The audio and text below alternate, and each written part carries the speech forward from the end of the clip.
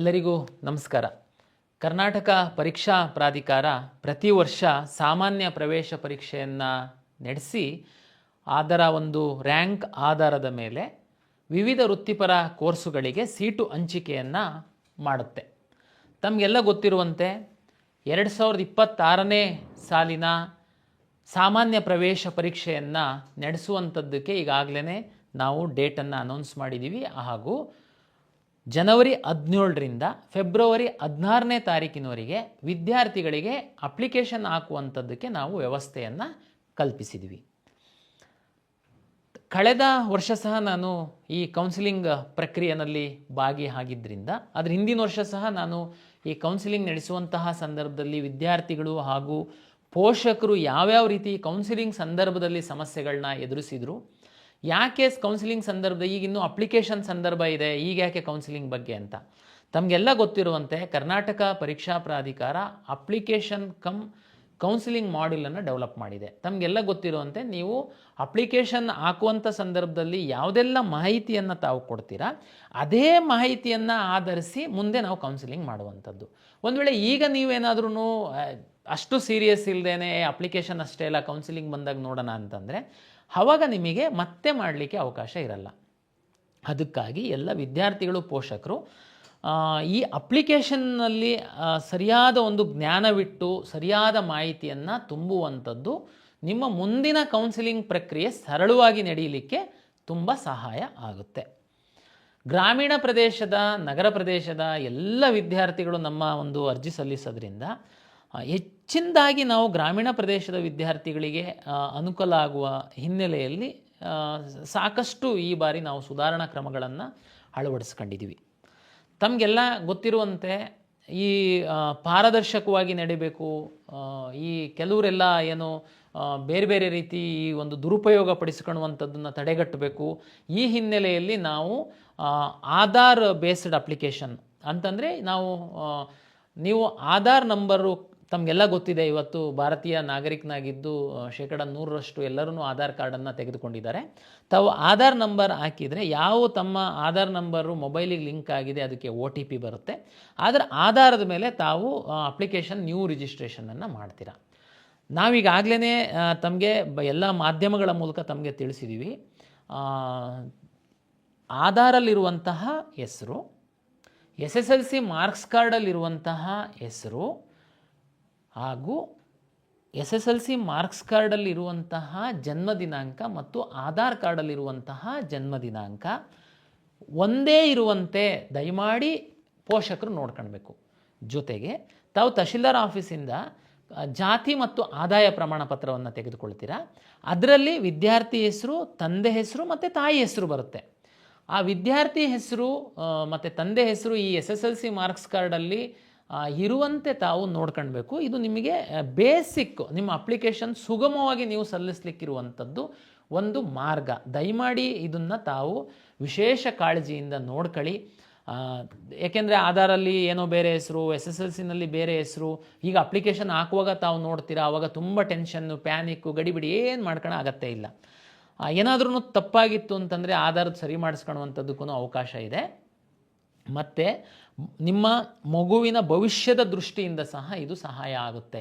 ಯಾಕೆಂದರೆ ಮುಂದೆ ನಿಮ್ಮ ಸರ್ಕಾರಿ ನೌಕರಿಗಿರ್ಬೋದು, ಹೈಯರ್ ಎಜುಕೇಷನಿಗಿರ್ಬೋದು, ಈ ಎಲ್ಲ ಸಂದರ್ಭದಲ್ಲಿ ನಿಮ್ಮ SSLC ಮಾರ್ಕ್ಸ್ ಕಾರ್ಡು ಬಹಳ ಇಂಪಾರ್ಟೆಂಟ್ ಇರುತ್ತೆ.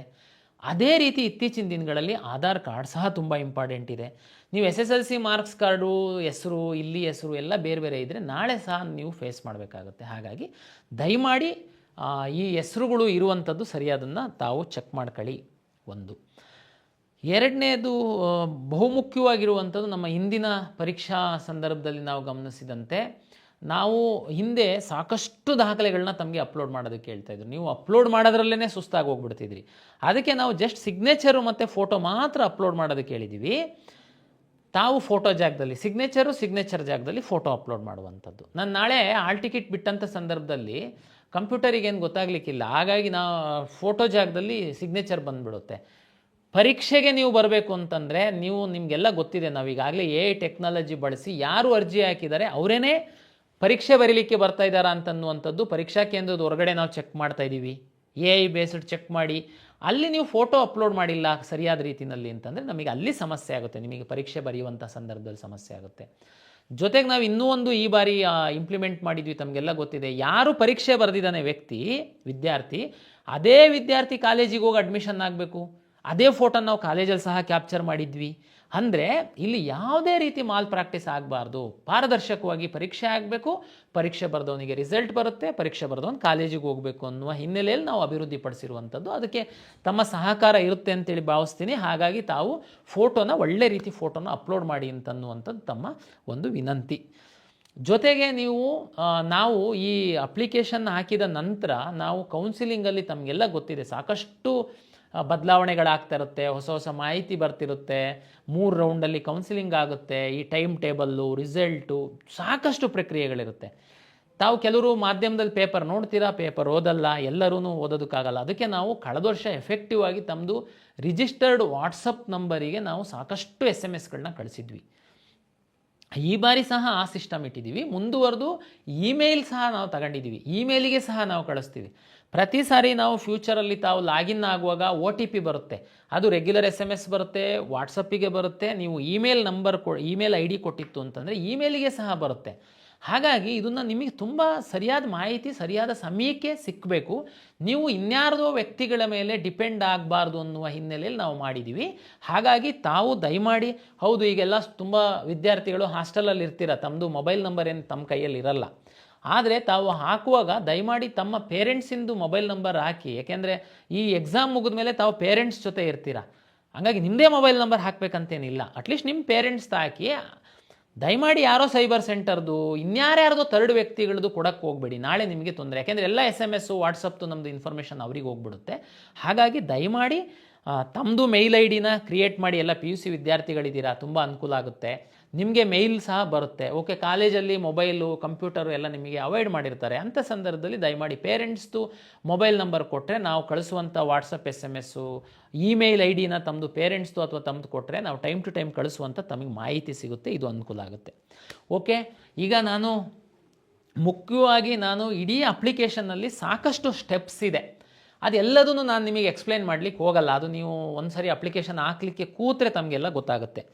ಕಳೆದ 2 ವರ್ಷಗಳಲ್ಲಿ ತಾವು ಎಲ್ಲಿ ಮಿಸ್ಟೇಕ್ ಮಾಡಿದ್ರಿ, ಎಲ್ಲಿ ನೀವು ಹೆಚ್ಚು ಗಮನ ಕೊಡಬೇಕು ಅನ್ನುವಂಥದ್ದನ್ನು ಮಾತ್ರ ನಾನು ಫೋಕಸ್ ಮಾಡ್ತೀನಿ. ಅಂದರೆ ನಾಳೆ ನಿಮಗೆ ಸೀಟ್ ಅಲಾಟ್ಮೆಂಟಲ್ಲಿ ನಿಮಗೆ ತೊಂದರೆ ಆಗಬಾರ್ದು, ಅದು ನನ್ನ ಮುಖ್ಯ ಕಾಳಜಿ. ವಿಶೇಷವಾಗಿ ನೋಡಿ, ಕರ್ನಾಟಕ ರಾಜ್ಯದಲ್ಲಿ ಮೈನಾರಿಟಿ ಕಾಲೇಜಸ್ ಇದೆ, ಮುಸ್ಲಿಂ ಮೈನಾರಿಟೀಸ್ ಮತ್ತು ಕ್ರಿಶ್ಚಿಯನ್ ಮೈನಾರಿಟೀಸ್ ಕಾಲೇಜಸ್ ಇದೆ. ಈ ಸೀಟ್ ಶೇರಿಂಗಲ್ಲಿ ನಮ್ಮ ಮೆಡಿಕಲ್ ಸೀಟ್ ಶೇರಿಂಗಲ್ಲಿ, ಮೆಡಿಕಲ್ ಮತ್ತು ಡೆಂಟಲಲ್ಲಿ ಶೇರ್ಸು ಬೇರೆ ಬೇರೆ ಥರ ಪ್ಯಾಟ್ರನ್ ಇದೆ. ಅದು ನಾನು ಕೌನ್ಸಿಲಿಂಗ್ ಟೈಮಲ್ಲಿ ಹೇಳ್ತೀನಿ, ಇಲ್ಲಿ ಹೇಳಲಿಕ್ಕೆ ಹೋಗಲ್ಲ. ಇಲ್ಲಿ ನಾನು ಏನು ಹೇಳ್ತೀನಿ ಅಂತಂದರೆ, ಇಲ್ಲಿ KCET ಅಪ್ಲಿಕೇಶನ್ ಹಾಕಿದವರೇ ನೀಟ್ ಸಹ ಎಕ್ಸಾಮ್ ಬರೀತೀರಾ ನೀವು, ನಾವೇನು ಎಕ್ಸಾಮ್ ಕೊಡಲ್ಲ ನಿಮಗೆ. ಆದರೆ ಇದೇ ಅಪ್ಲಿಕೇಶನ್ನಿಗೆ ನಿಮ್ಮದು ನೀಟ್ ರಿಸಲ್ಟ್ ಬಂದಾದಮೇಲೆ ನೀಟ್ ರಿಜಿಸ್ಟ್ರೇಷನ್ ನಂಬರ್ ಎಂಟ್ರಿ ಮಾಡೋದಕ್ಕೆ ನಾವು ಎನೇಬಲ್ ಮಾಡ್ತೀವಿ. ನೀವು ಮತ್ತೊಂದು ಸರಿ ಎಲ್ಲ ಅಪ್ಲಿಕೇಶನ್ ತುಂಬ ಅಗತ್ಯ ಇಲ್ಲ. ನಮ್ಮ ಹತ್ರ 2 ಥರ ಕೆಟಗರಿ ಮಕ್ಕಳಿರ್ತಾರೆ. ಬರೀ ನೀಟ್ ಎಕ್ಸಾಮ್ ಬರೆಯೋರು ಇರ್ತಾರೆ. ನೀವು ಅಪ್ಲಿಕೇಶನ್ ಹಾಕಬೇಕಾ? ಹೌದು, ನೀವು ಅಪ್ಲಿಕೇಶನ್ ಹಾಕಿ, ನೀವು ನಮ್ಮ ಎಕ್ಸಾಮ್ ಬರೆಯೋ ಅಗತ್ಯ ಇಲ್ಲ. ನೀವು ನೀಟ್ ರಿಸಲ್ಟ್ ಬಂದಾಗ ನಾನು ರಿಜಿಸ್ಟ್ರೇಷನ್ ನಂಬರ್ ಹಾಕಕ್ಕೆ ಹೇಳ್ತೀನಿ, ನೀವು ನೀಟ್ ನಂಬರ್ ಹಾಕಿ, ನಮಗೆ ನ್ಯಾಷನಲ್ ಟೆಸ್ಟಿಂಗ್ ಏಜೆನ್ಸಿಯಿಂದ ನಿಮ್ಮದು ಡಾಟಾ ಬಂದಿರುತ್ತೆ, ನಾನು ಅದನ್ನು ನಿಮ್ಮದು ರ್ಯಾಂಕನ್ನು ನಾನು ನಿಮ್ಮ ಅಪ್ಲಿಕೇಶನ್ ಒಳಗಡೆ ಡಿಸ್ಪ್ಲೇ ಮಾಡ್ತೀನಿ. ಕೆಲವು ಮಕ್ಕಳು ನೀವು ನಮ್ಮ KCET ಅಪ್ಲಿಕೇಶನ್ನು ಹಾಕ್ತೀರಾ, ನಮ್ಮ ಎಕ್ಸಾಮ್ನೂ ಬರೀತೀರಾ, ನೀಟ್ ಎಕ್ಸಾಮ್ನೂ ಬರೀತೀರಾ. ನೀವು ಅಪ್ಲಿಕೇಶನ್ ಹಾಕಿರ್ತೀರಾ, ನಮ್ಮದು KCET ಎಕ್ಸಾಮ್ ಬರೀತೀರಾ, ನೀಟ್ ರಿಸಲ್ಟ್ ಬಂದಾಗ ನಿಮಗೆ ಸಹ ನೀಟ್ ನಂಬರ್ ಹಾಕೋದಕ್ಕೆ ನಾವು ಅವಕಾಶ ಕೊಡ್ತೀವಿ. ನಾವು ನ್ಯಾಷನಲ್ ಟೆಸ್ಟಿಂಗ್ ಏಜೆನ್ಸಿಯಿಂದ ನಿಮ್ಮ ರ್ಯಾಂಕನ್ನು ನಾವು ತಗೊಳ್ತೀವಿ. ಏನು ಕನ್ಫ್ಯೂಷನ್ ಬೇಡ. ಇದು 2 ಕೆಟಗರಿ ಮಕ್ಕಳು ನಮಗೆ ಬರುವಂಥದ್ದು. ಹಾಗಾಗಿ ನೀವು ಈಗ ಇನ್ಫಾರ್ಮೇಷನ್ ಕೊಡುವಂಥದ್ದು ಇಂಪಾರ್ಟೆಂಟು. ಯಾಕೆ ನಾನು ಈ ಪಾಯಿಂಟನ್ನು ಇಲ್ಲಿ ಹೇಳಿದೆ ಅಂದರೆ, ರಿಲಿಜಿಯಸ್ ಮೈನಾರಿಟಿ. ಈಗ ಉದಾಹರಣೆಗೆ ಒಂದು ಮುಸ್ಲಿಂ ವಿದ್ಯಾರ್ಥಿ ಇದ್ದಾನೆ, ಅವನು ನೀಟು ಎಕ್ಸಾಮು ಬರೀತಾನೆ, KCETನೂ ಬರೆದಿರ್ತಾನೆ. ಇಲ್ಲಿ ನೀವು ರಿಲಿಜಿಯಸ್ ಮೈನಾರಿಟಿನ ಅಂತ ನಾವು ಕೇಳಿದಾಗ, ನೀವು ಇಲ್ಲಿ 10 ವರ್ಷ ಕರ್ನಾಟಕದಲ್ಲಿ ಓದಿರುವಂಥದ್ದು ಮತ್ತು ನಿಮ್ಮ ರಿಲಿಜಿಯಸ್ ಮೈನಾರಿಟಿಗೆ ಸಂಬಂಧಪಟ್ಟಂತೆ ನಿಮ್ಮ ಒಂದು ಮಾಹಿತಿನ ತಹಶೀಲ್ದಾರ್ ಆಫೀಸಿಗೆ ಕೊಟ್ಟು, ತಹಶೀಲ್ದಾರಿಂದ ಒಂದು RD ನಂಬರ್ ಇರುವಂಥ ಒಂದು ಸರ್ಟಿಫಿಕೇಟನ್ನು ನೀವು ತಗೊಳ್ಬೇಕು. ನೀವು ತಗೊಂಡಿರಲ್ಲ. ನಾಳೆ ನಾನು ಎಡಿಟ್ ಆಪ್ಷನ್ ಎಲ್ಲ ಬಿಟ್ಟಾಗಲೂ ನೀವು ಸುಮ್ಮನೆ ಇರ್ತೀರಾ. ಮೆಡಿಕಲ್ ಸೀಟಿಗೆ ನೀವು ಪಾರ್ಟಿಸಿಪೇಟ್ ಮಾಡಿರ್ತೀರಾ. ನಾನು ರಿಸಲ್ಟ್ ಪಬ್ಲಿಷ್ ಮಾಡಿದಾಗ ರಿಲಿಜಿಯಸ್ ಮೈನಾರಿಟಿ ಕಾಲೇಜ್ಗಳಲ್ಲಿ ಕಟ್ ಆಫು ಸ್ವಲ್ಪ ಜಾಸ್ತಿ ನಿಮ್ಗಿಂತನೂ ಕಡಿಮೆ ಇರೋರಿಗೆ ಸಿಕ್ಬಿಟ್ಟಿರುತ್ತೆ. ಅವಾಗ ನೀವು ಬರ್ತೀರಾ, ಏನು ಸರ್ ಇದು ಅನ್ಯಾಯ, ನನಗೂ ಸಿಕ್ಕಿಲ್ಲ ಅವ್ರಿಗೆ ಸಿಕ್ಕಿದೆ, ಯಾಕೆಂದರೆ ನೀವು ರಿಲಿಜಿಯಸ್ ಮೈನಾರಿಟಿ ಸರ್ಟಿಫಿಕೇಟ್ ಹಾಕಿರಲ್ಲ. ಹಾಗಾಗಿ ದಯಮಾಡಿ ಈ ಮೆಡಿಕಲ್ಲು ಡೆಂಟಲ್ಲಿಗೆ ಸಂಬಂಧಪಟ್ಟಂತೆ 2 ವಿಷಯ ನಾನು ಕಳೆದ ವರ್ಷ ತುಂಬ ಇದು ಮಾಡಿದ್ದೀನಿ. ನೀವು ರಿಲಿಜಿಯಸ್ ಮೈನಾರಿಟಿ ಸರ್ಟಿಫಿಕೇಟ್ ಹಾಕುವಂಥದ್ದನ್ನು ದಯಮಾಡಿ ಹಾಕಿ ನೀವು ಆ ಸೌಲಭ್ಯ ಪಡಿಬೇಕು ಅಂತಂದರೆ. ಆಮೇಲೆ ಲಿಂಗ್ವಿಸ್ಟಿಕ್ ಮೈನಾರಿಟಿ ನೋಡಿ, ಭಾಷಾ ಅಲ್ಪಸಂಖ್ಯಾತ ಒಂದು ಮೀಸಲಾತಿ ಅಡಿ ಒಂದಷ್ಟು ಕಾಲೇಜುಗಳು ಕರ್ನಾಟಕದಲ್ಲಿ ರನ್ ಆಗುತ್ತೆ. ತಮಗೆಲ್ಲ ಗೊತ್ತಿರುವಂತೆ ಕರ್ನಾಟಕದಲ್ಲಿ ತಮಿಳು, ತೆಲುಗು, ಉರ್ದು ಮತ್ತು ತುಳು, ಕೊಡವ ಇದಕ್ಕೆ ಮಾತಾಡುವಂತಹ ಏನು ಅಲ್ಪಸಂಖ್ಯಾತರಿದ್ದೀರಾ, ಈ ಭಾಷೆಯನ್ನು ಮಾತಾಡುವಂಥವರು ನೀವು 1ರಿಂದ 12th ಸ್ಟ್ಯಾಂಡರ್ಡ್ ತನಕ ಯಾವುದಾದ್ರೂ ಒಂದು ಬೋರ್ಡ್ ಎಕ್ಸಾಮ್ ಮಾಡಿರಬೇಕು ಮತ್ತು 10 ವರ್ಷ ಕರ್ನಾಟಕದಲ್ಲಿ ಓದಿರಬೇಕು. ಇದಕ್ಕೆ ನೀವು ಸರ್ಟಿಫಿಕೇಟ್ ಹಾಕಬೇಕು. ಈ ಕಾಲೇಜ್ಗಳಲ್ಲಿ ನೀವು ಮೆಡಿಕಲ್ ಆರ್ ಡೆಂಟಲ್ ಸೀಟ್ ತಗೊಳ್ಬೇಕು ಅಂತಂದರೆ ನೀವು ಲಿಂಗ್ವಿಸ್ಟಿಕ್ ಮೈನಾರಿಟಿ ಸರ್ಟಿಫಿಕೇಟ್ನ ಹಾಕಬೇಕು. ಈ ಸರ್ಟಿಫಿಕೇಟು 1 to 10th ಅಂತಂದರೆ ನಿಮ್ಮ HM ಹಾಕ್ತಾರೆ, ಇವರು ಇಂಥ ಭಾಷೆ ಮಾತೃಭಾಷೆ ಇವ್ರದ್ದಿದೆ ಅಂತ, ಅದು BO ದೃಢೀಕರಣ ಮಾಡ್ತಾರೆ. ಫಸ್ಟ್ PUC ಸೆಕೆಂಡ್ PUCದು ನಿಮ್ಮದು ಕಾಲೇಜ್ ಪ್ರಿನ್ಸಿಪಾಲ್ ಸೈನ್ ಮಾಡ್ತಾರೆ, ಅದನ್ನು ನಿಮ್ಮ DDPU ಕೌಂಟ್ರ್ ಸೈನ್ ಮಾಡ್ತಾರೆ. ಇದು ಯಾವುದೇ ಆನ್ಲೈನ್ ಇಶ್ಯೂ ಆಗಲ್ಲ, ಆಫ್ಲೈನ್ ಮಾಡುವಂಥದ್ದು. ಈ ಸರ್ಟಿಫಿಕೇಟನ್ನು ಹಾಕಿ ನೀವು ಲಿಂಗ್ವಿಸ್ಟಿಕ್ ಮೈನಾರಿಟಿ ಕ್ಲೈಮ್ ಮಾಡಿತ್ತು ಅಂತಂದರೆ ಈ ಲಿಂಗ್ವಿಸ್ಟಿಕ್ ಮೈನಾರಿಟಿ ಕಾಲೇಜ್ ಏನಿದೆ ಮೆಡಿಕಲ್ ಡೆಂಟಲ್ಲು, ಅಲ್ಲಿ ನೀವು ಸೀಟನ್ನು ನಿಮಗೆ ತಗೊಳ್ಳುವಂಥದ್ದಕ್ಕೆ ಅನುಕೂಲ ಆಗುತ್ತೆ. ರೇಷಿಯೋ ಜಾಸ್ತಿ ಇರುತ್ತೆ, ನಿಮ್ಮದು ಕಟ್ ಆಫ್ ಸ್ವಲ್ಪ ಕಡಿಮೆ ಇರುತ್ತೆ. ನೀವು ಅಪ್ಲಿಕೇಶನ್ ಹಾಕುವಾಗ ನೀವು ಇದನ್ನು ಹಾಕದೆ ನಮ್ಮದು ಕೌನ್ಸಿಲಿಂಗ್ ಫಸ್ಟ್ ರೌಂಡ್ ಶುರು ಆದಮೇಲೆ ನೀವು ಬಂದು ನಮಗೆ ತುಂಬ ರಿಕ್ವೆಸ್ಟ್ ಮಾಡ್ತೀರಾ. ಆವಾಗ ದಯಮಾಡಿ ತಾವು ಅರ್ಥ ಮಾಡ್ಕೊಳ್ಳಿ, ಕೌನ್ಸಿಲಿಂಗ್ ಶುರು ಆದಮೇಲೆ ನಾವು ಮಧ್ಯದಲ್ಲಿ ಯಾರಿಗೆ ಬಿಡಲ್ಲ.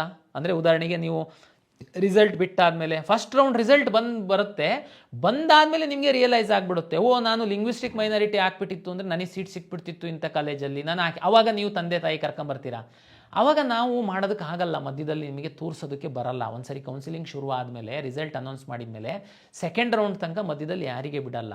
ಹಾಗಾಗಿ ದಯಮಾಡಿ medical, dental, linguistic and religious minority ಇನ್ಸ್ಟಿಟ್ಯೂಷನ್ಸಲ್ಲಿ ಸೀಟು ಪಡೆಯುವಂತಹ ವಿದ್ಯಾರ್ಥಿಗಳು ದಯಮಾಡಿ ನಮ್ಮ ವೆಬ್ಸೈಟಲ್ಲಿ ಈ ಸರ್ಟಿಫಿಕೇಟ್ಗಳು ಡ್ರಾಫ್ಟ್ ಪ್ರತಿಗಳನ್ನ ಹಾಕಿದ್ದೀವಿ, ಅದನ್ನು ಡೌನ್ಲೋಡ್ ಮಾಡ್ಕೊಂಡು ಆ ಸರ್ಟಿಫಿಕೇಟನ್ನು ತೆಗೆದುಕೊಂಡು ಇಟ್ಕೊಳ್ಳಿ. ಇದು ಬಹಳ ಇಂಪಾರ್ಟೆಂಟ್ ಇದೆ. ಮತ್ತು ಅಪ್ಲಿಕೇಶನ್ ಹಾಕುವಾಗ ಸಹ ತಾವು ಹಾಕಬೇಕು.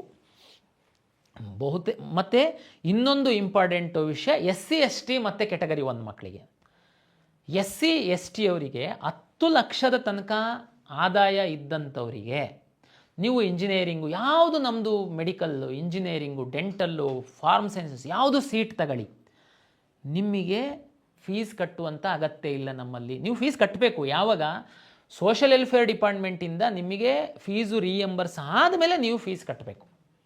ನಮ್ಮ ಸರ್ಕಾರಿ ಕೋಟಾದ ಸೀಟುಗಳನ್ನು ಪಡೆಯುವಂತಹ ವಿವಿಧ ಪ್ರೊಫೆಷನಲ್ ಕೋರ್ಸ್ಗಳ SC ST ವಿದ್ಯಾರ್ಥಿಗಳು ತಮ್ಮ ಕುಟುಂಬದ ಆದಾಯ 10 ಲಕ್ಷದಕ್ಕಿಂತ ಒಳಗಿದ್ದಲ್ಲಿ ತಾವು ಕೌನ್ಸಿಲಿಂಗಲ್ಲಿ ಸೀಟ್ ಸಿಕ್ಕಿದ ನಂತರ ಕಾಲೇಜಿಗೆ ಹಾಗೇ ಹೋಗಿ ತಾವು ಜಾಯಿನ್ ಆಗಬೇಕು. ಸೋಷಲ್ ವೆಲ್ಫೇರ್ ಡಿಪಾರ್ಟ್ಮೆಂಟಿಂದ ನಿಮಗೆ ಫೀಸ್ ಬಂದ ನಂತರ ಆ ಕಾಲೇಜಿಗೆ ಕಟ್ಟಬೇಕು. ಏನಾಗುತ್ತೆ ವಿದ್ಯಾರ್ಥಿಗಳು, SC ಸರ್ಟಿಫಿಕೇಟು ಬೇರೆ, SC ಆದಾಯ ಪ್ರಮಾಣ ಪತ್ರ ಬೇರೆ. ಈ ವಿದ್ಯಾರ್ಥಿಗಳು ಏನು ಮಾಡ್ತೀರಾ, ನೀವು ಕ್ಯಾಶ್ ಸರ್ಟಿಫಿಕೇಟ್ ಅಂತ ಅಪ್ಲೈ ಮಾಡ್ತೀರಾ, ನಿಮಗೆ ಕ್ಯಾಶ್ ಸರ್ಟಿಫಿಕೇಟ್ ಕೊಡ್ತಾರೆ. ಈ ಉದ್ಯೋಗದಲ್ಲೆಲ್ಲ ಏನು, SC ST ಸರ್ಟಿಫಿಕೇಟ್ ಇದ್ದರೆ ಸಾಕು, ಇನ್ಕಮ್ ಇಂಪಾರ್ಟೆಂಟ್ ಇಲ್ಲ. ಆದರೆ ಇಲ್ಲಿ ನೀವು ಜೀರೋ ಫೀಸ್ ಮಾಡಬೇಕಂತಂದರೆ ಈ SC ST ಕುಟುಂಬದ ಮಕ್ಕಳು ನೀವು ನಿಮ್ಮ 10 ಲಕ್ಷದ ಒಳಗಡೆ ಆದಾಯ ಇದ್ದರೆ ನೀವು ಆದಾಯ ಪ್ರಮಾಣ ಪತ್ರ ಸಹ ತೆಗೆದುಕೊಂಡು ಬರಬೇಕು. ನೀವು ಅದು RD ನಂಬರ್ನ ಹಾಕಬೇಕು. ಅಂದರೆ ಈ 2A 2B 3A 3B ಇವರಿಗೆಲ್ಲ ಏನಿರುತ್ತೆ ಅಂತಂದರೆ 8 ಲಕ್ಷದೊಳಗಡೆ ಆದಾಯ ಇದ್ದರೆ ಅವರಿಗೆ 3A ಸರ್ಟಿಫಿಕೇಟ್ 3B ಸರ್ಟಿಫಿಕೇಟ್ ಕೊಡ್ತಾರೆ. ಅದು ಒಂದರಲ್ಲೇ ಬಂದುಬಿಡುತ್ತೆ, ಇನ್ಕಮ್ಮು ಮತ್ತು ಜಾತಿ. SC ಅವ್ರದ್ದು ಹಂಗಲ್ಲ, ನಿಮಗೆ ಕ್ಯಾಸ್ಟ್ ಪ್ರಮಾಣ ಪತ್ರ, SC ST ಅವರಿಗೆ ಕ್ಯಾಸ್ಟ್ ಸಂಬಂಧಪಟ್ಟಂಥ ಪ್ರಮಾಣ ಪತ್ರ ಬೇರೆ ಬರುತ್ತೆ, ಅದಕ್ಕೊಂದು RD ನಂಬರ್ ಬರುತ್ತೆ, ಇನ್ಕಮ್ಮಿಗೆ ಒಂದು RD ನಂಬರ್ ಬರುತ್ತೆ. ದಯಮಾಡಿ SC ST ಮಕ್ಕಳು 10 ಲಕ್ಷದ ಒಳಗಡೆ ಇನ್ಕಮ್ ಇತ್ತು ಅಂತಂದರೆ ತಾವು ಈ 2 ಪ್ರಮಾಣ ಪತ್ರವನ್ನು ತೆಗೆದುಕೊಳ್ಳಿ. 10 ಲಕ್ಷಕ್ಕಿಂತ ಜಾಸ್ತಿ ಇನ್ಕಮ್ ಇದ್ದರೆ ತಾವು ಆದಾಯ ಪ್ರಮಾಣ ಪತ್ರ ತಗೊಳ್ಳೋ ಅಗತ್ಯ ಇಲ್ಲ, ಯಾಕೆಂದರೆ ನಿಮಗೆ ಯಾವುದೇ ಫೀ ರಿಯಾಯಿತಿ ಇರಲ್ಲ. ಆದರೆ ನೀವು ಕ್ಯಾಸ್ಟ್ ಪ್ರಮಾಣ ಪತ್ರ, ಜಾತಿ ಪ್ರಮಾಣ ಪತ್ರ ಮಾತ್ರ ತೆಗೆದುಕೊಳ್ಬೇಕಾಗುತ್ತೆ, ಯಾಕೆಂದರೆ ನೀವು ರಿಸರ್ವೇಷನ್ ಕ್ಲೈಮ್ ಮಾಡಬೇಕು ಅಂತಂದರೆ. ಇನ್ನೊಂದು ಬಂತು ಕೆಟಗರಿ 1ಗೆ ಸಂಬಂಧಪಟ್ಟಂತೆ ಸಹ ತಮ್ಗಳಿಗೆ ಸಹ 2.5 ಲಕ್ಷ ಆದಾಯದವರೆಗೆ ಈ ಫೀ ರಿಯಾಯಿತಿಯಲ್ಲಿ ಕನ್ಸಿಡರ್ ಮಾಡುವಂಥದ್ದಕ್ಕೆ ಇದೆ. ಹಾಗಾಗಿ ತಾವು ಸಹ ಜಾತಿ ಜೊತೆಗೆ ಆದಾಯ ಪ್ರಮಾಣ ಪತ್ರವನ್ನು ಹಾಕಬೇಕು. ಮತ್ತು ಇಲ್ಲೇ ಈ ವಿಷಯ ಇನ್ನೊಂದು, ಈ ಜನರಲ್ ಮೆರಿಟ್ ಅವರಿಗೆ ಸಂಬಂಧಪಟ್ಟಂತೆ ಹೇಳ್ಬಿಟ್ಟು, ಇದು ಜನರಲ್ ಮೆರಿಟ್ ಅವರಿಗೆ ವಿಶೇಷವಾಗಿ ಯಾಕೆ ನಾನು ಮೆನ್ಷನ್ ಮಾಡ್ತಾ ಇದ್ದೀನಿ ಅಂದರೆ, ಉಳಿದವರು ಎಲ್ಲರಿಗೂ ಅಂತೂ ತಾವು ಕ್ಯಾಸ್ಟ್ ಸರ್ಟಿಫಿಕೇಟು, ಇನ್ಕಮ್ ಸರ್ಟಿಫಿಕೇಟ್ ಹಾಕೇ ಇರ್ತೀರಾ. ಅಂದರೆ SC ST ಅವರು ಕೆಟಗರಿ 1 ಅವರು ಇನ್ಕಮ್ಮು RD ನಂಬರ್ ಸಪ್ರೇಟ್ ಹಾಕ್ತೀರಾ, ಕ್ಯಾಸ್ಟ್ ಸರ್ಟಿಫಿಕೇಟ್ ಹಾಕ್ತೀರಾ. 3A 3B 2A 2B ಅವರೆಲ್ಲ ಕ್ಯಾಸ್ಟ್ ಆ್ಯಂಡ್ ಇನ್ಕಮ್ ಸರ್ಟಿಫಿಕೇಟ್ ಹಾಕಿರ್ತೀರಾ. ಇನ್ನು ಉಳಿದವರು ಯಾರು? General merit student. General merit student ಅವರಿಗೆ ಏನಪ್ಪ ಇನ್ಕಮ್ಮು? ಉದಾಹರಣೆಗೆ ಜನರಲ್ ಮೆರಿಟ್ ಸ್ಟೂಡೆಂಟ್ ಇದ್ದು ತಾವು ಏನಾದ್ರೂ ಬಡವರಿತ್ತು ಅಂತಂದರೆ, ನಮಗೆ ತಮಗೆಲ್ಲ ಗೊತ್ತಿದೆ SNQ ಅಂತ ಒಂದು ಕೋಟಾ ಇದೆ ಇಂಜಿನಿಯರಿಂಗ್ ಸೀಟಲ್ಲಿ. ಇದರಲ್ಲಿ ನಿಮ್ಮ ಆದಾಯವನ್ನು ಆಧರಿಸಿ ನಿಮಗೆ ಫೀ ರಿಯಾಯಿತಿ ಕೊಡುವಂಥದ್ದಕ್ಕೆ ಒಂದು ಅವಕಾಶ ಇದೆ. ಇದು AICTE ಅವರ ಒಂದು ಮಾರ್ಗಸೂಚಿಯಂತೆ. ಹೆಚ್ಚಿನ ವಿವರವನ್ನು ನಮ್ಮ ವೆಬ್ಸೈಟಲ್ಲಿ ತಾವು ನೋಡ್ಕೊಳ್ಬೋದು. ನಾನಿಲ್ಲಿ ಹೇಳುವಂಥದ್ದು ಇಷ್ಟೇ, general merit student, pure general merit students ಒಂದು ವೇಳೆ ಅಂದರೆ ಬೈ ಜಾತಿ ಕೆಲವರು ಜನರಲ್ ಮೆರಿಟ್ ಆಗಿರ್ತಾರೆ, ಅವರಿಗೆ ಇನ್ಕಮ್ಮು ವಾಸ್ತವವಾಗಿ ತುಂಬ ಕಡಿಮೆ ಇರುತ್ತೆ. ಅವ್ರುಗಳೇನಾದರೂ ಈ SNQನ ಕ್ಲೈಮ್ ಮಾಡಬೇಕು ಅಂತಂದರೆ ದಯಮಾಡಿ ತಾವು, ನಿಮಗಂತೂ ಜಾತಿ ಪ್ರಮಾಣ ಪತ್ರ ಕೊಡಲ್ಲ, ಆದರೆ ಇನ್ಕಮ್ ಪ್ರಮಾಣ ಪತ್ರವನ್ನು ಕೊಡ್ತಾರೆ, ಆದಾಯ ಪ್ರಮಾಣ ಪತ್ರವನ್ನು ಹಾಕಿ. ಜೊತೆಗೆ ಈ ಜಾತಿಯಿಂದ ಈ ಜನರಲ್ ಮೆರಿಟ್ ಇರುವಂಥವರು ಒಂದು ವೇಳೆ ಗ್ರಾಮೀಣ ಪ್ರದೇಶದಲ್ಲಿ ಓದಿದರೆ ನೀವು ಗ್ರಾಮೀಣ ಮೀಸಲಾತಿಯನ್ನು ಪಡೆಯುವಂಥದ್ದಕ್ಕೆ ಅವಕಾಶ ಇದೆ. ಆದರೆ ನೀವು ಇಲ್ಲಿ ನಾನ್ ಕ್ರಿಮಿ ಲೇಯರ್ ಸರ್ಟಿಫಿಕೇಟನ್ನು ತಹಶೀಲ್ದಾರ್ ಆಫೀಸಿಂದ ತಂದು ಕೊಡಬೇಕಾಗುತ್ತೆ. ಇದು GM ಅವರಿಗೆ ಕುರಿತಾಗಿ ನಾನು ಹೇಳ್ತಿರುವಂಥದ್ದು. ಇದ್ರ ಬಗ್ಗೆ ಹೆಚ್ಚಿನ GM ಅಂತಿದ್ದಂಗೆ ಸುಮ್ಮನೆ GM ಹಾಕ್ಬಿಡ್ತಾರೆ. ಉದಾಹರಣೆಗೆ ಯಾವುದೋ ಒಂದು ತುಂಬ ಒಂದು ಜಾತಿಯಲ್ಲಿ GM ಇದ್ದು ಅವರು ತುಂಬ ಬಡವರು ಇರ್ತಾರೆ, ಏನೋ ಕೂಲಿ ಮಾಡ್ತಿರ್ಬೋದು, ಏನೋ ಬೇರೆ ವೃತ್ತಿ ಮಾಡ್ತಿರ್ಬೋದು, ಆದರೆ ಅವ್ರದ್ದು ಇನ್ಕಮ್ ತುಂಬ ಕಡಿಮೆ ಇರುತ್ತೆ. GM ಅನ್ನೋ ಕಾರಣಕ್ಕೋಸ್ಕರ ಅವರು ಇನ್ಕಮ್ ಸರ್ಟಿಫಿಕೇಟೇ ಹಾಕಲ್ಲ. ನೀವು ಒಂದು ವೇಳೆ ಮೆರಿಟೋರಿಯಸ್ ಇದ್ದು ನಿಮ್ಮದು ಇನ್ಕಮ್ ತುಂಬ ಕಡಿಮೆ ಇತ್ತು ಅಂತಂದರೆ ನಿಮಗೆ ಈ ಇಂಜಿನಿಯರಿಂಗ್ ಸೀಟ್ ಪಡೆಯುವಂಥ ಸಂದರ್ಭದಲ್ಲಿ SNQಗೆ ನಿಮ್ಮನ್ನು ಇನ್ಕಮ್ ಆಧಾರದ ಮೇಲೆ ಕನ್ಸಿಡರ್ ಮಾಡುವಂಥದ್ದಕ್ಕೆ ಅವಕಾಶ ಇರೋದ್ರಿಂದ ದಯಮಾಡಿ ತಾವು ಅದನ್ನು ಸದುಪಯೋಗ ಪಡಿಸ್ಕೊಳ್ಬೇಕು ಅಂತಂದರೆ ಇನ್ಕಮ್ ಸರ್ಟಿಫಿಕೇಟ್ ಹಾಕಬೇಕು. ಜೊತೆಗೆ ಗ್ರಾಮೀಣ ಪ್ರದೇಶದಲ್ಲಿ ಇದ್ದರೆ ನೀವು ರೂರಲ್ ಪ್ರಮಾಣ ಪತ್ರನ ಹಾಕ್ತೀರಾ. ಅದು ಕ್ಲೈಮ್ ಆಗಬೇಕು ಅಂತಂದರೆ NCLC ನಾನ್ ಕ್ರಿಮಿ ಲೇಯರ್ ಸರ್ಟಿಫಿಕೇಟ್ ತಹಶೀಲ್ದಾರಿಂದ ಪಡೆದು ಹಾಕಬೇಕಾಗುತ್ತೆ. ಇದು GM ಎಲ್ಲ ಕ್ಯಾಸ್ಟಿಗೆ ಸಂಬಂಧಪಟ್ಟಂತೆ. ಇದು ಎಲ್ಲ ನಿಮ್ಮ ಸೀಟು ಕರ್ನಾಟಕದಲ್ಲಿ ಆರಿಜೆಂಟಲ್ ಮತ್ತು ವರ್ಟಿಕಲ್ ರಿಸರ್ವೇಷನ್ ಮೇಲೆ ಸೀಟ್ ಅಲಾಟ್ ಮಾಡುವಂಥದ್ದು ಅವಕಾಶ ಇರೋದ್ರಿಂದ ಎಲ್ಲ ಗ್ರೂಪ್ಗಳಿಗೆ ಒಂದು ಸೀಟ್ಗಳ ರಿಸರ್ವ್ ಆಗಿರೋದ್ರಿಂದ ನಿಮ್ಮ ರ್ಯಾಂಕು ಮತ್ತು ರಿಸರ್ವೇಷನ್ ಮೇಲೆ ನಿಮಗೆ ಸೀಟ್ ಅಲಾಟ್ ಆಗೋದ್ರಿಂದ ನಿಮ್ಮ ಜಾತಿ ಮತ್ತು ಆದಾಯ ಪ್ರಮಾಣ ಪತ್ರಕ್ಕೆ ಸಂಬಂಧಪಟ್ಟಂತೆ ಸರಿಯಾದ ಮಾಹಿತಿಯನ್ನು ಕೊಡುವಂಥದ್ದನ್ನು ಅಪ್ಲಿಕೇಶನ್ ಸ್ಟೇಜಲ್ಲಿ ಮಾಡಿ ಎನ್ನುವಂಥದ್ದು ನಾನು ಪೋಷಕರು ವಿದ್ಯಾರ್ಥಿಗಳಿಗೆ ನನ್ನ ಕಡೆಯಿಂದ ವಿನಂತಿ. ಸ್ಪೆಷಲ್ ಕೆಟಗರಿಗೆ ಸಂಬಂಧಪಟ್ಟಂತೆ ಒಂದು ತಮಗೆ ಮಾಹಿತಿ ಕೊಡೋದಾದರೆ, ತಮಗೆಲ್ಲ ಗೊತ್ತಿದೆ ಸ್ಪೆಷಲ್ ಕೆಟಗರಿಗೆ ಸಹ ರಾಜ್ಯ ಸರ್ಕಾರ ರಿಸರ್ವೇಷನ್ ಕೊಡುತ್ತೆ. ಉದಾಹರಣೆಗೆ sports, person with disability, NCC, scouts and guides, defence, defence. ಇಲ್ಲಿ ಎಲ್ಲ ನೀವು ಒಂದು ವೇಳೆ ಆ ಒಂದು ಏನು ಹಂಗಂತಂದರೆ ಸ್ಪೋರ್ಟ್ಸಲ್ಲಿ ಯಾರು ಎಲಿಜಿಬಲ್ಲು ಇದೆಲ್ಲದನ್ನು ನಾವು ಬ್ರೋಷರಲ್ಲಿ ಡೀಟೇಲಾಗಿ ಕೊಟ್ಟಿದ್ದೀವಿ, ತಾವು ದಯಮಾಡಿ ಸ್ಟಡಿ ಮಾಡಿ. 2 ಪಾಯಿಂಟನ್ನು ನಾನು ಇಲ್ಲಿ ಹಿಂದಿನ 2 ವರ್ಷದ ಅನುಭವದಲ್ಲಿ ಮಕ್ಕಳು ಪ್ರತಿ ಬಾರಿ ತಪ್ಪು ಮಾಡುವಂಥದ್ದು ನಿಮ್ಮ ಗಮನಕ್ಕೆ ತರುವಂಥದ್ದಾದರೆ ಸ್ಪೋರ್ಟ್ಸ್ ಅಂತಂದರೆ ಗ್ರಾಮ ಪಂಚಾಯತಿನಲ್ಲಿ ಆಡಿದ್ದು, ನಿಮ್ಮ ಸ್ಕೂಲಲ್ಲಿ ಆಡಿದ್ದು, ನಿಮ್ಮ ಊರಲ್ಲಿ ಆಡಿದ್ದಕ್ಕೆಲ್ಲ ಸ್ಪೋರ್ಟ್ಸ್ ರಿಸರ್ವೇಷನ್ ಇಲ್ಲ. ಅಲ್ಲಿ ಸ್ಪೋರ್ಟ್ಸ್ ಇಲಾಖೆಯವರು ಒಂದು ಆ್ಯಕ್ಟ್ ಮಾಡಿದ್ದಾರೆ. ಅದ್ರ ಪ್ರಕಾರ ಕಳೆದ 3 ವರ್ಷಗಳಲ್ಲಿ ನೀವು ರಾಜ್ಯವನ್ನು, ರಾಷ್ಟ್ರವನ್ನು, ಅಂತಾರಾಷ್ಟ್ರವನ್ನು ಪ್ರತಿನಿಧಿಸಿರುವಂಥದ್ದು, ಸ್ಪೋರ್ಟ್ಸ್ ಆಡಿರುವಂಥದ್ದು, ಗೆದ್ದಿರುವಂಥದ್ದು, ಪಾರ್ಟಿಸಿಪೇಟ್ ಮಾಡಿರುವಂಥದ್ದಕ್ಕೆ ರಿಸರ್ವೇಷನ್ ಇರುತ್ತೆ. ನೀವು ಸುಮ್ಮನೆ ಸ್ಪೋರ್ಟ್ಸ್ ಕೋಟಾ ಇದೆಯಾ ಅಂತಿದ್ದಂಗೆ ಊರಲ್ಲಿ ಗ್ರಾಮ ಪಂಚಾಯತಿಯಲ್ಲಿ ಆಡೋದಕ್ಕೆ ಕ್ಲಿಕ್ ಮಾಡ್ತೀರಾ. ನಾವಿಲ್ಲಿ ನೀವು ಸ್ಪೋರ್ಟ್ಸಿಗೆ ಡಾಕ್ಯುಮೆಂಟ್ ತಗೊಂಡು ಬನ್ನಿ ಅಂತಂದರೆ ಪಾಪ ಅಲ್ಲಿಂದ ಇಲ್ಲಿವರೆಗೆ ಬರ್ತೀರಾ. ಇಲ್ಲಿ ಬಂದಾದಮೇಲೆ ಸರ್ ಇದಾದರೆ ಗೊತ್ತಿಲ್ಲ, ನಾವು ರಾಜ್ಯ ಮಟ್ಟ ಆಡಿಲ್ಲ ಅಂತ ವಾಪಸ್ ಹೋಗ್ತೀರಾ. ಅದಕ್ಕೆ ದಯಮಾಡಿ ನಾನು ಈ ಸರಿ ಅಪ್ಲಿಕೇಶನಲ್ಲಿ ಸಹ ನೀವು ಯಾವುದು ರಾಜ್ಯನ, ರಾಷ್ಟ್ರನ, ಅಂತಾರಾಷ್ಟ್ರೀಯ ಅಂತ ಪ್ರಿಸ್ಕ್ರೈಬ್ ಮಾಡಿದ್ದೀನಿ. ಜೊತೆಗೆ ಸ್ಪೋರ್ಟ್ಸ್ ಅಂದರೆ ಯಾರು ಎಲಿಜಿಬಲ್ ಅನ್ನುವಂಥದ್ದನ್ನು ಸಹ ನಾವು ನಮ್ಮ ಬ್ರೋಷರಲ್ಲಿ ಹಾಕಿದ್ದೀವಿ. ದಯಮಾಡಿ ಓದಿ ಸ್ಪೋರ್ಟ್ಸ್ ಕೋಟಾ ಕ್ಲೈಮ್ ಮಾಡಿ ಅನ್ನುವಂಥದ್ದು ನನ್ನ ವಿನಂತಿ. ಪರ್ಸನ್ ವಿತ್ ಡಿಸಬಿಲಿಟಿ, ವಿಶೇಷ ಚೇತನರಿಗೆ ಸಂಬಂಧಪಟ್ಟಂಥ ಒಂದು ಮಾತು ನೋಡಿ. ವಿಶೇಷ ಚೇತನರು ಗೆ ರಿಸರ್ವೇಷನ್ ಇದೆ. ಅದರಂತೆ ಮೆಡಿಕಲ್, ಡೆಂಟಲ್, ಆಯುಷ್ ಎಲ್ಲ ಕೆಟಗರಿನಲ್ಲಿ ನಾವು ಸೀಟ್ ರಿಸರ್ವ್ ಮಾಡಿ ಇಡ್ತೀವಿ. ಆದರೆ ಅರ್ಹ ವಿಶೇಷ ಚೇತನರಿಗೆ ರಿಸರ್ವ್ ಮಾಡಿರುವಂತಹ ಸೀಟ್ಸ್ಗಳದು fake PWD person with disability ಅವರಿಗೆ ರಿಸರ್ವ್ ಮಾಡಿರುವಂತಹ ಸೀಟ್ಗಳಲ್ಲ. ಕಳೆದ ವರ್ಷ ನಿಮಗೆ ಮಾಹಿತಿಗೆ ಹೇಳ್ತೀನಿ ನಾನು, ಯಾರು ಪರ್ಸನ್ ವಿತ್ ಡಿಸೆಬಿಲಿಟಿನ ಕ್ಲೈಮ್ ಮಾಡ್ತೀರಾ ತಾವು UDID ಕಾರ್ಡನ್ನು ತಗೊಳ್ಬೇಕಾಗುತ್ತೆ, ಒಂದು ಮ್ಯಾಂಡೇಟ್ರಿ. ಎರಡನೇದು UDID ಕಾರ್ಡನ್ನು ತಗೊಳ್ತಿದ್ದಂಗೆ ನನಗೆ ಪರ್ಸನ್ ವಿತ್ ಡಿಸೆಬಿಲಿಟಿನಲ್ಲಿ ರಿಸರ್ವ್ ಸೀಟು, ನೋ. ನೀವು ಅರ್ಜಿ ಹಾಕುವಾಗ UDID ಕಾರ್ಡ್ ನಂಬರ್ ಹಾಕ್ತೀರಾ, ಅರ್ಜಿ ಹಾಕ್ತೀರಾ, ಎಕ್ಸಾಮ್ ಬರೀತೀರಾ. ಬರ್ದಾದ್ಮೇಲೆ ನಿಮ್ಮನ್ನು ಯಾರು ವಿಶೇಷ ಚೇತನರಿರ್ತಾರೆ ನಿಮ್ಮ ಒಂದು ಅಂಗವೈಕಲ್ಯವನ್ನು ಪರಿಶೀಲನೆ ಮಾಡೋದಕ್ಕೆ ನಾವು ಇಲ್ಲೊಂದು ಮೆಡಿಕಲ್ ಬೋರ್ಡನ್ನು ಕಾನ್ಸ್ಟಿಟ್ಯೂಟ್ ಮಾಡ್ತೀವಿ, KEAಗೆ ನಿಮ್ಮನ್ನು ಕರಿತೀವಿ. ಕೆಲವೊಂದನ್ನು ಇಲ್ಲಿ ಮಾಡ್ತೀವಿ, ಕೆಲವೊಂದನ್ನು ಹಾಸ್ಪಿಟಲ್ ಮಾಡಿಸ್ತೀವಿ. ಅಲ್ಲಿ ನೀವು ಕ್ವಾಲಿಫೈಡ್ ಆದರೆ ಅಷ್ಟೇ ನಿಮ್ಮನ್ನು ವಿಶೇಷ ಚೇತನರ ವರ್ಗದಲ್ಲಿ ಕಾಯ್ದಿರಿಸುವಂತಹ ಸೀಟುಗಳ ಹಂಚಿಕೆಗೆ ನಿಮ್ಮನ್ನು ಪರಿಗಣಿಸ್ತೀವಿ. ಜೊತೆಗೆ ಈ ವರ್ಷ ಏನು ಮಾಡಿದ್ದು ಅಂತ ಹೇಳ್ತೀನಿ. ಈ ಥರ ಬಂದಂತಹ ಸಂದರ್ಭದಲ್ಲಿ ಯಾರು ನಕಲಿ ಪ್ರಮಾಣ ಪತ್ರವನ್ನು ತೆಗೆದುಕೊಂಡು ಬಂದಿದ್ದರು ಅವರನ್ನು ನಮ್ಮ ಕೌನ್ಸಿಲಿಂಗಿಂದ ಸಂಪೂರ್ಣವಾಗಿ ಹೊರಗಡೆ ಹಾಕಿದ್ವಿ. ಅವರಿಗೆ ಮಲ್ಲೇಶ್ವರಂ ಪೊಲೀಸ್ ಸ್ಟೇಷನ್ನಲ್ಲಿ ಒಂದು FIR ಮಾಡಿಸಿದ್ವಿ. ದಯಮಾಡಿ ಅನ್ಯ ಮಾರ್ಗಗಳ ಮೂಲಕ ಸೀಟನ್ನು ಪಡೆಯುವಂಥ ಪ್ರಯತ್ನವನ್ನು ಮಾಡೋದಕ್ಕೆ ಹೋಗಬೇಡಿ. ಯಾರು ನಿಜವಾದ ವಿಶೇಷ ಚೇತನರಿದ್ದಾರೆ ಅವರಿಗೆ ಸರ್ಕಾರ ಮಾಡಿರುವಂತಹ ಒಂದು ವ್ಯವಸ್ಥೆ ಅದು. ದಯಮಾಡಿ ವಿಶೇಷ ಚೇತನರ ಸೀಟ್ಗಳನ್ನ ನೀವು ಕದಿಯುವಂತಹ ಪ್ರಯತ್ನವನ್ನು ಬೇರೆಯವ್ರು ಮಾಡೋಕ್ಕೆ ಹೋಗಬೇಡಿ. ಬೇರೆಯವ್ರು ಮಾಡೋಕ್ಕೆ ಹೋದರೆ ನಿಮ್ಮ ಭವಿಷ್ಯ ಹಾಳಾಗುತ್ತೆ. ಇಲ್ಲಿ ಮಾತ್ರ ಅಲ್ಲ, ನೀವು ಕೌನ್ಸಿಲಿಂಗ್ ಎಲ್ಲೂ ಸೀಟ್ ತಗೊಳೋದಕ್ಕಾಗಲ್ಲ. ಜೊತೆಗೆ ಒಂದು FIR ಆಯಿತು ಅಂತಂದರೆ ನಿಮ್ಮದು ಲೈಫಲ್ಲಿ ಬೇರೆ ಯಾವುದು ಗೌರ್ಮೆಂಟ್ ನೌಕರಿ ಯಾವುದು ತಗೊಳ್ಲಿಕ್ಕೆ ಆಗಲ್ಲ. ಹಾಗಾಗಿ ದಯಮಾಡಿ ನೀವು ಜೆನ್ಯೂನ್ ಇದ್ದರೆ ಮಾತ್ರ ಸರ್ಟಿಫಿಕೇಟನ್ನು ತಗೊಳ್ಳಿ. ನಿಮಗೆ ಮಧ್ಯವರ್ತಿಗಳು ಅವರು ಇವರು ಆಸೆ ಹುಟ್ಟಿಸ್ತಾರೆ, ನಾನೆಲ್ಲ ಕೊಡಿಸ್ತೀನಿ, ಯಾರಿಗೆ ನಂಬಕ್ಕೆ ಹೋಗಬೇಡಿ. ನಂಬಿ ನೀವು ಅವರಿಗೆ ದುಡ್ಡು ಕೊಟ್ಟರೆ ದುಡ್ಡು ಕಳ್ಕೊಳ್ತೀರ, ನಿಮ್ಮ ಜೀವನನೂ ಕಳ್ಕೊಳ್ತೀರ. ದಯಮಾಡಿ ಎಚ್ಚರಿಕೆಯಿಂದ ಇರಿ. ಹಾಗಾಗಿ ನಾನು ಆಗಿದ್ದೆ ಕಳೆದ ವರ್ಷ ನಾವು 21 ಫೇಕ್ ವೈದ್ಯಕೀಯ ಪ್ರಮಾಣ ಪತ್ರಗಳನ್ನ ಕಂಡುಹಿಡಿದು FIR ಮಾಡಿಸಿದ್ದೀವಿ. ಅವರು ನಮ್ಮ ಕೌನ್ಸಿಲಿಂಗ್ ಪ್ರಕ್ರಿಯೆಯಿಂದ ಹೊರಗಡೆ ಹಾಕಿದ್ದೀವಿ. ಆ ಪೇರೆಂಟ್ಸಿಗೆ ಮರ್ಯಾದೆನೂ ಹೋಯಿತು, ಪೇರೆಂಟ್ಸ್ ಒಂದಷ್ಟು ದುಡ್ಡನ್ನು ಕಳ್ಕೊಂಡಿದ್ರು. ಕೇಸು ಅದು ನೀವು ಕಲ್ಪನೆಯೂ ಮಾಡ್ಕೊಳ್ಲಿಕ್ಕಾಗಲ್ಲ, ಅಷ್ಟು ಸಮಸ್ಯೆ ಆಗುತ್ತೆ ನಿಮಗೆ. ಹಾಗಾಗಿ ನೀವು ರಾಜಮಾರ್ಗದಲ್ಲಿ ಏನಿದೆ ನಿಮ್ಮದು ಮಾಹಿತಿ ಅದನ್ನು ನಮಗೆ ಕೊಡಿ ಅಂತ ಹೇಳುವಂಥದ್ದು ನನ್ನ ವಿನಂತಿ. ಆಮೇಲೆ ಇನ್ನು ಸರ್ವಿಸ್ ಮೆನ್ನು ಮತ್ತು ಡಿಫೆನ್ಸು ಅದೆಲ್ಲ ತಮ್ಗೆ ಗೊತ್ತಿದೆ. ತಮ್ಮ ತಂದೆ ಯಾರಿರ್ತಾರೆ ಅದ್ರದ್ದೆಲ್ಲ ಕ್ಲೈಮ್ ಮಾಡ್ತೀರಾ, ಸಂಬಂಧಪಟ್ಟ ಡಿಪಾರ್ಟ್ಮೆಂಟಿಗೆ ವೆರಿಫೈ ಮಾಡಿಸಿ ತರಿಸ್ತೀವಿ. ಆಮೇಲೆ ನಾವು ನಿಮಗೆ ಅದರಲ್ಲಿ ಸೀಟ್ ಅಲಾಟ್ ಮಾಡ್ತೀವಿ. ಬಟ್ ಮಾಹಿತಿನ ಸರಿಯಾಗಿ ಈಗ ಕೊಡಬೇಕಾಗುತ್ತೆ ತಾವು. ನಾವು ವಿದ್ಯಾರ್ಥಿಗಳು ಕ್ಯಾಸ್ಟು ಇನ್ಕಮ್ಮು 371J ಗೆಲ್ಲ ಸಂಬಂಧಪಟ್ಟಂತೆ, ಜೊತೆಗೆ ಯಾರು ಸ್ಯಾಟ್ಸಲ್ಲಿ ಇದೆ ನಂಬರು ಅವ್ರದ್ದೆಲ್ಲದೂ SSLC ರಿಜಿಸ್ಟರ್ ನಂಬರ್ ಹಾಕಿದರೆ PU SSLC ಬೋರ್ಡಿಂದ PU ಬೋರ್ಡಿಂದ ನಮಗೆ ಡಾಟಾ ಬರುತ್ತೆ, ವೆರಿಫಿಕೇಷನ್ ಆಗುತ್ತೆ.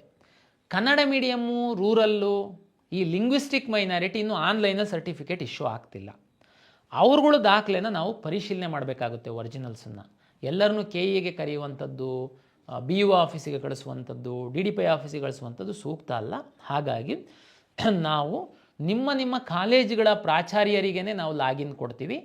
ನಿಮ್ಮ ಈ ಯಾವ ಆನ್ಲೈನ್ ಸರ್ಟಿಫಿಕೇಟ್ ಇಶ್ಯೂ ಆಗಿಲ್ಲ, ನಾನೀಗ ಹೇಳಿದೆ ಅಲ್ಲ, ಇವತ್ತು ಆನ್ಲೈನಲ್ಲಿ ಯಾವ್ಯಾವ ಸರ್ಟಿಫಿಕೇಟ್ ಇಶ್ಯೂ ಆಗ್ತಾಯಿದೆ: religious minority certificate, all caste and income certificate, 371J certificate, ನಿಮ್ಮ ಸ್ಟಡಿ ಡೀಟೇಲ್ಸ್ PU ಬೋರ್ಡಲ್ಲಿರುವಂಥದ್ದು, SSLC ಬೋರ್ಡಲ್ಲಿರುವಂಥದ್ದು ನಮ್ಗೆ ಆನ್ಲೈನಲ್ಲಿ ಫೆಚ್ ಆಗಿ ಬರುತ್ತೆ.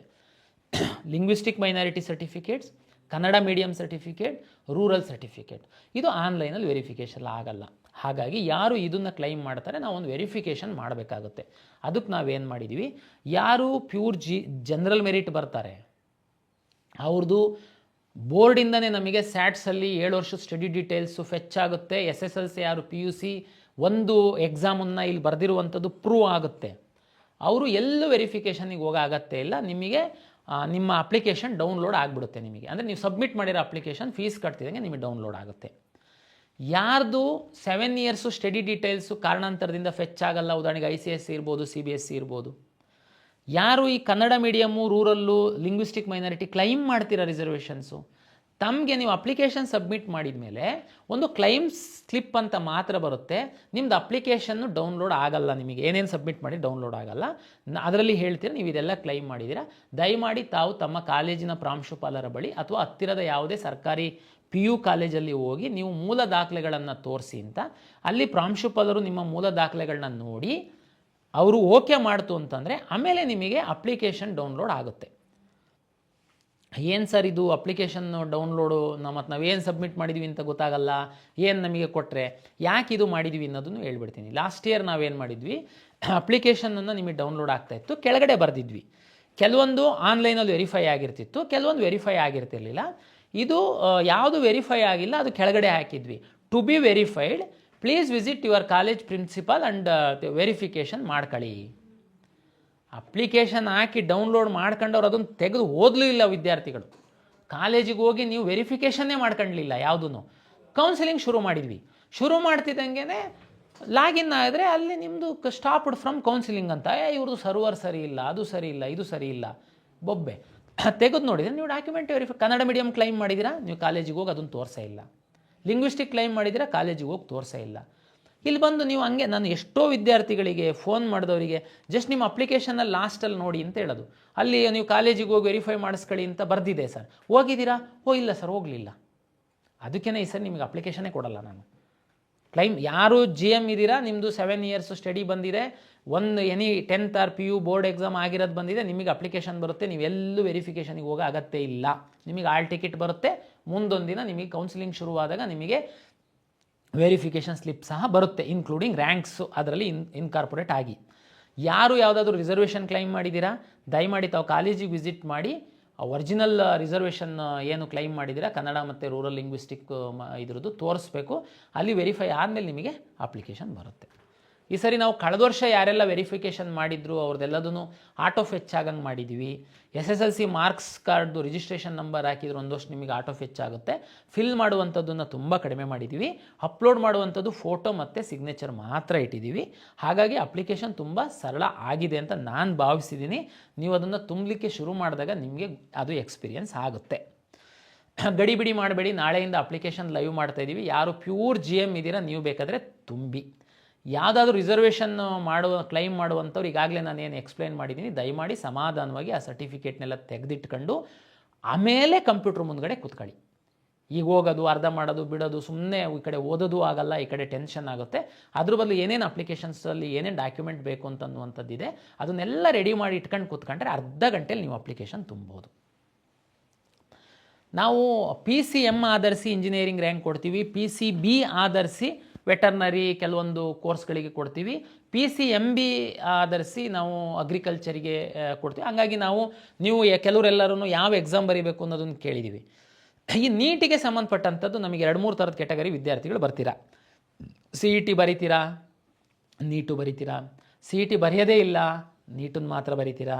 ಈ ನಮ್ಮ CET ಯಾವುದೂ ಬರೆಯಲ್ಲ, ನೀವು ಅಲೈಡ್ ಹೆಲ್ತ್ ಸೈನ್ಸಸ್ಸಿಗೆ ಮಾತ್ರ ನೀವು ಪಾರ್ಟಿಸಿಪೇಟ್ ಮಾಡಬೇಕು, ಅದಕ್ಕೆ ಬರೀ PUC ಮಾರ್ಕ್ಸ್ ಮೇಲೆ ರ್ಯಾಂಕ್ ಕೊಡ್ತೀವಿ. ಹಾಗಾಗಿ ಇದನ್ನು ನಾವು ಲಾಸ್ಟ್ ಪೇಜಲ್ಲಿ ನಮ್ಮ ಅಪ್ಲಿಕೇಶನಲ್ಲಿ ಮಾಡಿದ್ದೀವಿ. ನೀಟಿಗೆ ಮಾತ್ರ ಬರೀ ನೀಟನ್ನು ಮಾತ್ರ ಬರೀತಿರೋರು ನೀವು ಈಗ ಅಪ್ಲಿಕೇಶನ್ ರಿಜಿಸ್ಟ್ರು ಮಾಡಿ ನೀಟ್ ರಿಜಿಸ್ಟ್ರ್ ನಂಬರ್ ಎಂಟ್ರಿ ಮಾಡೋದಕ್ಕೆ ಅವಕಾಶ ಈಗೇನಿರಲ್ಲ.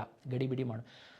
ಅಕಸ್ಮಾತ್ ಈಗ ಮಾಡಲಿಲ್ಲ ಏನು ಚಿಂತೆ ಮಾಡೋಕ್ಕೆ ಹೋಗಬೇಡಿ. ನೀವು ಬರೀ ನೀಟ್ ವಿದ್ಯಾರ್ಥಿಗಳಿಗೆ ನಾವು ಇದಾದಮೇಲೆ ಬರೀ ನೀಟ್ ವಿದ್ಯಾರ್ಥಿಗಳಿಗೆ ಸಹ 1 ವಾರ ವಿಂಡೋ ಓಪನ್ ಮಾಡ್ತೀವಿ. ಅದಕ್ಕೆ ಈಗ ಮಾಡಿಟ್ಟರೆ ತುಂಬ ಸಂತೋಷ. KCET ಎಕ್ಸಾಮು ಬರೀತಿರೋರು, ನೀಟು ಬರೀತಿರೋರು ದಯಮಾಡಿ ನೀವು KCET ಅಪ್ಲಿಕೇಶನ್ ಹಾಕಿ ನೀಟಿನ ತಲೆಬಿಸಿ ಮಾಡಬೇಡಿ. ನೀವು ನೀಟು ರಿಸಲ್ಟು ಬಂದ ನಂತರ ನಾವು ನಿಮಗೆ ನೀಟ್ ರಿಜಿಸ್ಟ್ರ್ ನಂಬರ್ನ ಲಿಂಕ್ ಮಾಡೋದಕ್ಕೆ ಕೊಡ್ತೀವಿ. ಆವಾಗ ಲಿಂಕ್ ಮಾಡಿದರೆ ಸಾಕು, ಅದು ಫೆಚ್ ನಾವು ಮಾಡ್ಕೊಂಡು ನಿಮ್ಮ ವೆರಿಫಿಕೇಷನ್ ಸ್ಲಿಪ್ಪಲ್ಲಿ ನೀಟ್ ರ್ಯಾಂಕ್ ಡಿಸ್ಪ್ಲೇ ಆಗಂಗೆ ನಾವು ಮಾಡ್ತೀವಿ. ಹಾಗಾಗಿ ಗಡಿಬಿಡಿ ಮಾಡಬೇಡಿ, ಆರಾಮಾಗಿ ನೀವು ಮಾಡಬೇಕು. ಆಮೇಲೆ ಫಾರ್ಮಸಿಗೆ ಸಂಬಂಧಪಟ್ಟಂತೆ ಡಿಪ್ಲೊಮೊ ಫಾರ್ಮಸಿದು ಸಹ ಸರಿ ಅಲೈಡ್ ಹೆಲ್ತ್ ಸೈನ್ಸಸ್ಸು ನರ್ಸಿಂಗ್ ಎಲ್ಲ ತಮ್ಗೆ ಗೊತ್ತಿದೆ, ನಮ್ಮ ಕಡೆಯಿಂದನೇ ಸೀಟ್ ಅಲಾಟ್ ಆಗ್ತಾಯಿದೆ. ಮುಂದಿನ ವರ್ಷ ಈ ಫಾರ್ಮಸಿಗೆ ಸಂಬಂಧಪಟ್ಟಂತೆ ಸಹ ನಾವು ನಿಮ್ಮ PUC ಮಾರ್ಕ್ಸ್ ಮೇಲೆ ಅಲಾಟ್ ಮಾಡುವಂಥದ್ದಿದೆ. ಅಥವಾ ಅಪ್ಲಿಕೇಶನ್ ನೋಡಿದರೆ ಗೊತ್ತಾಗುತ್ತೆ. ರಿಜಿಸ್ಟ್ರು ಮಾಡಿ. ಅಲೈಡ್ ಹೆಲ್ತ್ ಸೈನ್ಸಸ್ಸು ಮತ್ತು ಫಾರ್ಮಸಿ, B ಫಾರ್ಮಾ ಇದಕ್ಕೆಲ್ಲ ಸಂಬಂಧಪಟ್ಟಂತೆ ತಮಗೆಲ್ಲ ಗೊತ್ತಿದೆ. KCET ಬರೀದೆ ನಿಮ್ಮ PU ಮಾರ್ಕ್ಸ್ ಮೇಲೆ ನಾವು ರ್ಯಾಂಕನ್ನು ಕೊಡುವಂಥದ್ದು. ಅದಕ್ಕಾಗಿ ನೀವು ಅಲ್ಲಿ ಇನ್ಸ್ಟ್ರಕ್ಷನ್ಸ್ ನೋಡಿದರೆ ಗೊತ್ತಾಗುತ್ತೆ. ಕರ್ನಾಟಕ ಪರೀಕ್ಷಾ ಪ್ರಾಧಿಕಾರ ಕರ್ನಾಟಕ ರಾಜ್ಯದ ಎಲ್ಲ ಸರ್ಕಾರಿ ಖಾಸಗಿ PU ಕಾಲೇಜಿನ ವಿಜ್ಞಾನ ವಿದ್ಯಾರ್ಥಿಗಳಿಗೆ ಒಂದು ದಿಕ್ಸೂಚಿ ಪುಸ್ತಕವನ್ನು ಮುದ್ರಿಸಿ ನಿಮಗೆ ಕಳಿಸ್ಕೊಡ್ಲಾಗಿದೆ. ನಿಮ್ಮ PU ಇಲಾಖೆಯ ಮುಖಾಂತರ ನಾವು ಕಳಿಸಿದ್ದೀವಿ. ನಿಮ್ಮ ಪ್ರಾಂಶುಪಾಲರು ನಿಮಗೆ ಕಳಿಸ್ತಾರೆ. ಒಂದು 52 ಪುಟದ ಒಂದು ಪುಸ್ತಕ. ದಯಮಾಡಿ ವಿದ್ಯಾರ್ಥಿಗಳು ನೀವು ಅಪ್ಲಿಕೇಶನ್ ಹಾಕೋದ್ರೊಳಗಡೆ ಒಂದು ಸರಿ ಓದಿ ಪೂರ್ತಿ. ಎಲ್ಲ ಅದರಲ್ಲಿ ಇನ್ಕಾರ್ಪೊರೇಟ್ ಮಾಡಿದ್ದೀವಿ ನಾವು. ತಮಗೆ ತುಂಬ ಸಹಾಯ ಆಗುತ್ತೆ. ಜೊತೆಗೆ ನಿಮ್ಮ ಕಾಲೇಜಿನ ಎಲ್ಲ ವಿಜ್ಞಾನ ಶಿಕ್ಷಕರಿಗೆ ನಾವು ಅಪ್ಲಿಕೇಶನ್ ತುಂಬುವ ಕುರಿತು ನಾವು ಕಳೆದ 10 ದಿವಸಗಳಿಂದ ನಾವು ತರಬೇತಿಯನ್ನು ಆನ್ಲೈನ್ ಮೂಲಕ ಕೊಟ್ಟಿದ್ದೀವಿ. ಏನೇ ಡೌಟ್ಸ್ ಇತ್ತು ಅಂತಂದ್ರೂ ತಾವು ತಮ್ಮ ಕಾಲೇಜಿನ ಇವರಿಗೆ ಉಪನ್ಯಾಸಕರಿಗೆ ಕೇಳಿದರೆ ಅವರು ಸಹ ಕ್ಲಾರಿಫೈ ಮಾಡ್ತಾರೆ. ಜೊತೆಗೆ ನಾನು ಹೇಳಿದಂತೆ ನೀವು ಕಾಲೇಜಲ್ಲೇ ಆ ಸೌಲಭ್ಯನ ಬಳಕೆ ಮಾಡಬೇಕು. ಕಾಲೇಜವರಿಗೆ ಸಹ ನಾವು ರಿಕ್ವೆಸ್ಟ್ ಮಾಡಿದ್ವಿ, ದಯಮಾಡಿ ತಾವು ಕಾಲೇಜಲ್ಲೇ ಅಪ್ಲಿಕೇಶನ್ ಹಾಕ್ಸಿ ಅಂತ. ಸೈಬರ್ ಸೆಂಟ್ರಿಗೆ ಹೋಗಿ ಅಪ್ಲಿಕೇಶನ್ ಹಾಕಬೇಡಿ, ಅಲ್ಲಿಂದ ನಿಮಗೆ ತೊಂದರೆ ಆಗುತ್ತೆ ಅಂತ ಖಂಡಿತ ನಾನು ಹೇಳಲ್ಲ. ಆದರೆ ಸೈಬರ್ ಸೆಂಟ್ರಿಗೆ ಹೋಗಿ ಅಪ್ಲಿಕೇಶನ್ ಹಾಕುವಾಗ ದಯಮಾಡಿ ವಿದ್ಯಾರ್ಥಿ ಅವರ ಪಕ್ಕದಲ್ಲಿ ಕುಳಿತುಕೊಂಡು ನಮ್ಮ ದಿಕ್ಸೂಚಿ ಒಂದು ಸರಿ ಓದಿ ನಿಮ್ಮ ಮೀಸಲಾತಿ ನಿಮ್ಮ ಮಾಹಿತಿಯನ್ನು ಸರಿಯಾಗಿ ತುಂಬಿ, ನಿಮ್ಮ ಅಥವಾ ನಿಮ್ಮ ಪೋಷಕರ ಮೊಬೈಲ್ ನಂಬರನ್ನೇ ಕೊಡಿ, ನಿಮ್ಮ ಅಥವಾ ನಿಮ್ಮ ಪೋಷಕರ ಇಮೇಲ್ ಐ ಡಿನೇ ಕೊಡಿ. ದಯಮಾಡಿ ಆ ಸೈಬರ್ ಸೆಂಟರ್ ಅವರಿಗೆ ಪೂರ್ತಿ ಕೊಟ್ಬಿಟ್ಟು ನೀನೇ ಅಪ್ಲಿಕೇಶನ್ ಹಾಕು ಅಂತ ಹೇಳಕ್ಕೆ ಹೋಗಬೇಡಿ.